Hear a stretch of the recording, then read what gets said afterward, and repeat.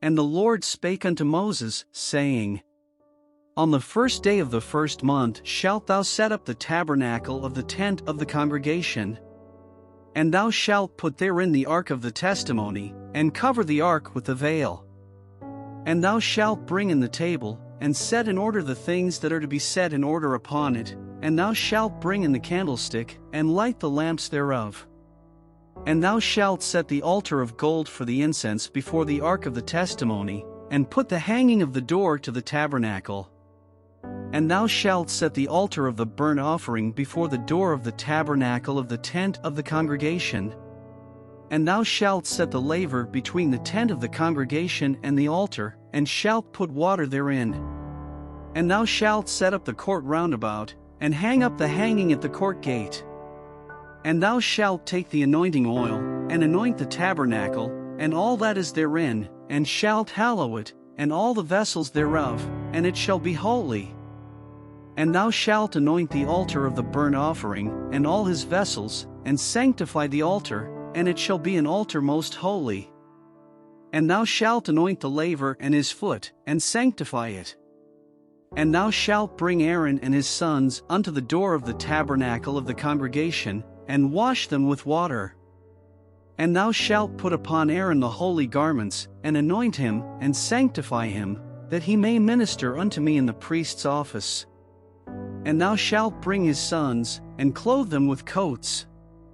And thou shalt anoint them, as thou didst anoint their father, that they may minister unto me in the priest's office, for their anointing shall surely be an everlasting priesthood throughout their generations. Thus did Moses, according to all that the Lord commanded him, so did he. And it came to pass in the first month in the second year, on the first day of the month, that the tabernacle was reared up. And Moses reared up the tabernacle, and fastened his sockets, and set up the boards thereof, and put in the bars thereof, and reared up his pillars. And he spread abroad the tent over the tabernacle, and put the covering of the tent above upon it, as the Lord commanded Moses. And he took and put the testimony into the ark, and set the staves on the ark, and put the mercy seat above upon the ark. And he brought the ark into the tabernacle, and set up the veil of the covering, and covered the ark of the testimony, as the Lord commanded Moses.